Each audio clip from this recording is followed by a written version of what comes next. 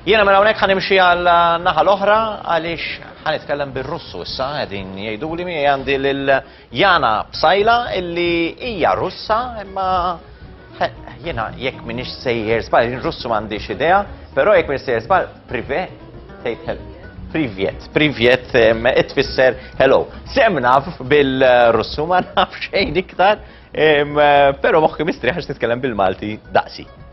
Kif inti qabel xejn? Lil kulħadd. Tant ieħor lilek Jana. Jana hija litrarja. Ġifieri spjegani eżatt x'inhuwa x-xogħol tiegħek per se. Jiena bħalissa naħdem fil-qasam ta' traduzzjoni letterarja, jiġifieri neqleb xogħlijiet letterarji, proża, poeżija, mill-Malti għar-Russu kif ukoll mir-Russu għall-Malti. U bħalissa nagħmel f'dan il-qasam stess biex intejjeb il-ħiliet tiegħi id-dottorat. Qed tagħmel id-dottorat fit-traduzzjoni. Sewwa. Fit-traduzzjoni U letterarja. jgħinni ħafna din il-ħaġa. Sewwa. X'kienet imma li ddeċidejt din maħabba lejn il-Malti minn fejn bdiet? Għaliex ngħiduha kif inhi, ir-Russja litteralment m'għandix bżonn il-Malti. Ir-Russja hu ġifieri superpotenza. Nista' ngħid li l-Malti għala volja hija lingwa żgħira, hija rikka immens u sabiħa. Jiena peress li jiena nkun diġà iggraduata bil-Masters fil-Lingwistika, il-lingwi nħobbhom ħafna, u meta ġejt hawn f'Malta 15-il sena ilu, u meta smajt il-Malti bdejt ngħid kemm hu sabiħ dan l-ilsien, għala volja kont naf l-Ingliż tajjeb ħafna mhux għax biex ngħid, imma jiena il-Malti. Gradwata fil-lingwistika ġifieri. Jiena ma bqajtx nużah l-Ingliż, nużah biss f'xi mal-barranin. F'xi qosma uffiċjali, fl-università pereżempju niġi bżonnu, imma l-Malti għalija ħajti sar. Nista' ngħid li bdejt ngħid irrid nitkellem b'din il-lingwa, irrid nistudjah, imma l-problema kienet li dak iż-żmien jiena ma sibt xejn letteratura li tista' tgħinni titgħallem il-Malti mir-Russu. Sibt xi kodba mill-Ingliż, fil-fatt tgħallimt il-Malti mill-textbook għall-barranin through English, ġifieri mill-Ingliż. U mbagħad kull ma kont ngħid, kull ma kont nagħmel wara li għaddejt dan il-ktieb biex insir naf il-ississin tal-grammatika, tal-ilsien, vokabularju bażiku. Kien hemm xi eżerċizzji, jiena kelli kollox bażiku, però kelli idea ċara ta' struttura ta' lingwa ġo moħħi u b'hekk bagħad din lingwa malajr nista' ngħid. Però jekk inqablu l-istruttura tal-Malti u nikkomparawha nqabluha mal-istruttura tar-Russu. Lingwi totalment differenti. Hemm xi ħaġa komuni jew xi? Hemm xi ħaġa komuni, iva, peress li l-Malti jikkonsisti nista' ngħid fi tliet elementi. Hawn kliem li jkun ġej mill-lajn Anglo-Sassonu kif ukoll mill-lejun oħra, Semitiku u Romans. Fil-lingwa Russa kliem komuni li għandna li wkoll kien ġej mill-lajn Romans jew Anglo-Sassonu, pereżempju xkola ngħidu, skola, computer, fenomenu, fenomeen, eccetera, ftit kliem, però ilsna totalment differenti, għandna l-alfabet ċiriliku. Li aħna għasadeja tiegħu, ġifieri għalina jibqa' tħażis ngħiduha kif inhi. Sewwa. Però nista' ngħid li ma sibt ebda diffikultà nitgħallem din il-lingwa u anke biex nibda naħdem dan il-qasam, għax skaprejt biex neqleb pereżempju jiena kull xahar għandi fir-rivista Russa Kulturali għandi paġna tiegħi fejn kull xahar nitfa' traduzzjoni ta' xi poeta Russu klassiku direttament mir-Russu għall-Malti ta' xi poeżija tiegħu, ma sibt ebda differenza biex neqleb xi oġġett jew fenomenu dak li jfisser fir-Russu għall-Malti u mhux tal-hekk kollox nagħmel bl-istess metrika. Għax kif nafu il-poeżija tradizzjonali Russa miktuba bir-rima, mhux bil-vers ħieles. U mhux billi teqleb u ġib l-ispiritu tal-poeżija fi traduzzjoni, trid tieħu ħsieb il-metrika, jiġifieri ir-rima. U peress li il-sin Malti huwa għani ħafna, hawn ħafna sinonimi tal-istess kelma ġejjin mill-ijun differenti. Per eżempju, kewkba, stilla. Qed nieħu pjaċir li qed tgħidha inti għaliex issib tiskanta kemm hawn Maltin li jibdew iqablu il-Malti per eżempju mal-Ingliż. Jgħidulek għax inti semmejt użajt il-kelma għani. Jien ħanuża l-kelma rik. Hawn min jgħidlek illi il-Malti mhux rik daqs lingwi oħrajn bħall-Ingliż eċetera, però kif qed tgħid inti li qed ngħidu poeżiji. Ġifieri inti tieħu ħsieb illi anke rima. Anke rima u dejjem ħriġ sodisfatta. Dejjem sibt sinonimu tal-kelma. Lingwa kif qed ngħid rika ħafna għax tikkonsisti fi 3 elementi. Ekku, sta l-persuna mela li ma jkunx ħażin u jieħu ħsieb trid il-lingwa biex tidħol fiha, jekk il-bniedem ma jkunx iħobba m'hemmx tagħmel. Nafu koll li inti ħdimt fuq proġetti ta' kittiba Maltin u traduċejthom fir-Russu fejn saħansitra ġew ippubblikati wkoll kotba ir-Russja ta' Maltin. Iva, tgħidilna wħud minnu. Mela le 3 snin ilu jiena libt u ippubblikajt fir-Russja ġiex kodba tal-ħabib kbir tiegħi u awtur favorit Trevor Zara. Sewwa. Il-ħajja sigrita ta' Nanna Genoveffa. Li huwa l-ktib favorit tiegħi. Vera? Huwa l-ktib favorit tiegħi dak mill-kitbiet ta' Trevor Zara huwa wieħed ngħidlek jiġi maqlub f'ħafna ilsna tiskanta għax vera ktib tal-ġen. U it-tieni ktib sfidi hawnhekk diġà għandek kliem bil-Russu u kliem bil-Malti għax pubblikatur iddeċida li importanti li jitfa' l-isem tal-awtur u l-isem tal-ktib bil-Malti wkoll biex il-qarrej Russu ikun jaf mal-ewwel daqqatajn lejn il-qoxra li dan huwa ktib Malti għax tiskanta malli ħarġu sentejn ilhom dawn il-kodba il-qarrej Russi bdew jgħidu dik hija xi ħaġa estremament rali għas-suq Russu u ħadu ħafna gost u jgħidu iridu iktar kodba ta' kittiba Maltin. Li Maltin u qed naraw bħalissa evoluzzjoni fil-kitba, ġifieri għandek ammont ta' kittiba anke żgħażagħ u anke kittiba kontemporani li qegħdin joħolqu ħafna xogħol ħafna kitbiet. Xogħol tal-kwalità. Tara li hemm suq għalihom ukoll fil-dak Russu? Mela, hemm suq għalihom. Iva. X'jiġbed l-iktar imma? Ħanajdlek li l-qarrej Russu fil-literatura Maltija jiġbdu l-elementi li jkunu għalih eżotiċi, palma pereżempju jsir jaf kif hija il-ħajja ta' din il-gżira, x'inhu l-ambjent u ċerti qarrejja għax jiena dejjem insegwi feedback online. Bla dubju. Jgħidu bil-mistħien nistqar li laqas biss kont naf pereżempju li teżisti lingwa Maltija. Kienu jaħsbu li hawnhekk kulħadd jitkellem bl-Ingliż. Jiġifieri jinteressaw ruħhom f'Malta. U dik taffaxxina nimmaġina lil ħafna barranin li jgħidu lek isma' daw il-poplu ċkejken u għandu lil-sin tiegħu. U għandu talent kbir hekk fil-fatt jgħidu.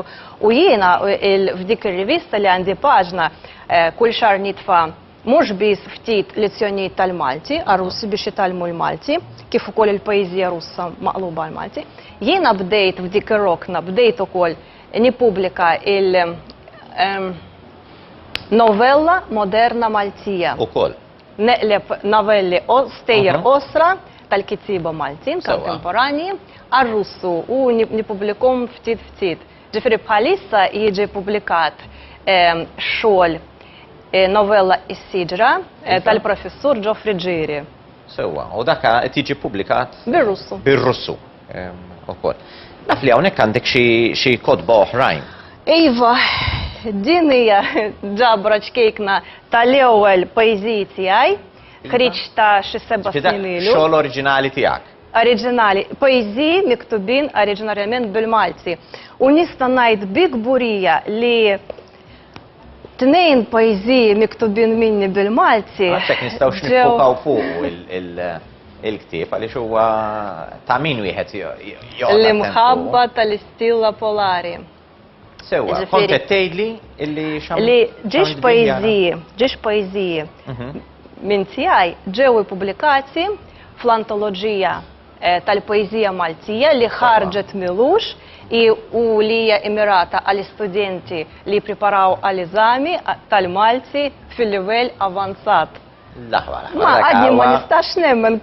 Dak huwa bla dubju ta' xejn unur. Ka jistudjaw il-poeziji tiegħi u proset. Għandek xi kod boħrajn li nixtieq li nitkellmu fuq dar revisti. Din hija ġabra tal-poeziji maqlubin mir-Russu għal Malti. Din iġabra hija riżultat tal-proġett li kien organizzat mill-Mużew tal-Kantawtur Russu li nsab fil-Polonja fejn il-poeziji tiegħu ġew maqlubin f'bosta lingwi tad-dinja.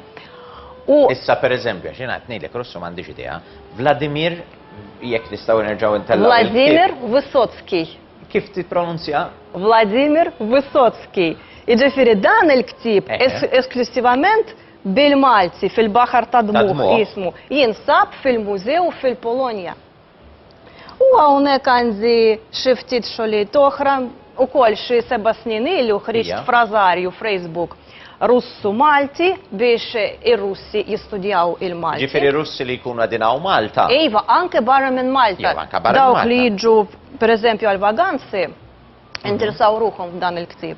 U dak li jkun anke kliem, ġifieri jekk pereżempju kif aħna, kollox sew minn dak it-tip ta' frażijiet. Dak it-tip ta' dak il-tip ta' frażijiet u jistgħu jindew f'kull qasam tal-ħajja, pereżempju jibdew mill-aeroport, u mbagħad ikomplu bil-lukanda jekk imorru xi ristorant jafu x'għandhom jornaw, x'għandhom jgħidu jekk imorru jixtru għandhom lista tal-affarijiet u ma jindunaw li l-Maltin jieħdu gost jitħattu magħhom bil-Malti, mhux dejjem bl-Ingliż.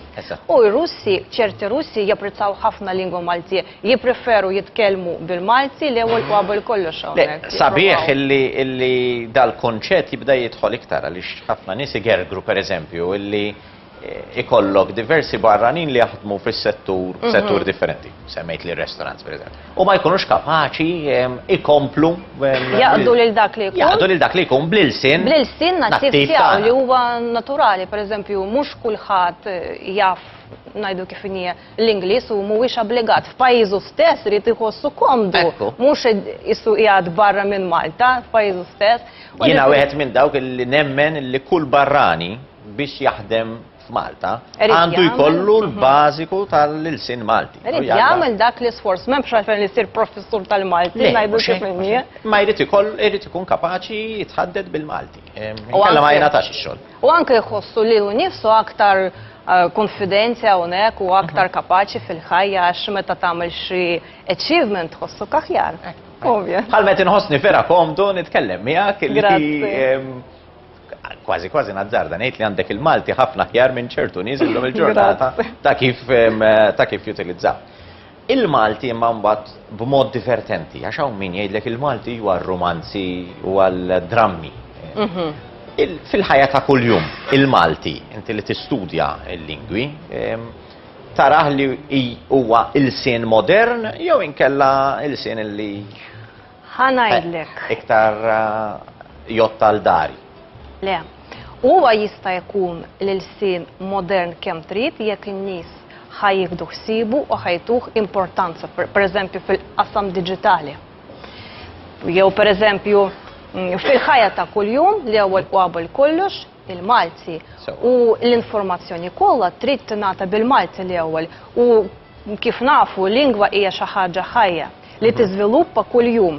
U fil-Malti biex nżommuh ħaj u aġġornat, rridu ndaħlu xi kliem għal kunċetti jew oġġetti ġodda li tfaċċaw fil-ħajja, mhux ngħidu aħna m'għandniex kelma fil-Malti nużaw kelma Ingliża, le, rridu noħolqu din il-kelma jekk m'għandniex s'issa fil-Malti biex jibqa' jintuża u jibqa' b'saħħtu. Għax ħanajdlek jiena ngħid li lingwa Maltija, lingwa nattiva nista' ngħidlek, hija xi ħaġa li tagħti sens tal-identità li dak li jkun. U s-sens tal-identità issaħħaħ lil bniedem din id-dinja. Bla dubju. Importanti. Il-fatt li il-Malti huwa wieħed mill-lingwi uffiċjali wkoll tal-kontinent tagħna u tal-Unjoni Ewropea żgur li juri l-valur tiegħu wkoll. Ħafna ilsna oħrajn m'għandhomx dan il-privileġġ, inti jaraf dan il-privileġġ, u nkomplu nħeġġu lil ħafna Maltin biex ikunu qegħdin jippromovuh ukoll. Għandek rivista oħra interessanti hemmhekk li nixtieq. Hawnhekk iva, nixtinuri, fejn għandi il-paġna tiegħi. Ir-rivista dwar xi xini? Ir-rivista Maltese Herald, rivista kulturali, toħroġ ibbażata hawn f'Malta. Sewwa. Toħroġ kemm hawnhekk kif ukoll tinqara fir-Russja. U qaluli li l-paġna tiegħi hija vera tqajjem ħafna interess popolari fir-Russja. Naħseb huma jisiru jafu dawn l-affarijiet mill-kliks għax online ukoll tinqara. U qaluli li popolari ħafna. Hija fost l-aktar infittxija, pereżempju hemmhekk fuq xi ktib. Hawnhekk l-ewwel faċċata għandi tip ta' lezzjoni tal-Malti għar-Russi. It-tieni faċċata hawnhekk għandi pajeta Russu u x-xogħol tiegħu tradott għal-Malti. Okay. U fuq tielet paġna għandi is-siġra, l-ewwel parti ta' storja siġra ta' Profs Ġofri Ġiri. Eżatti.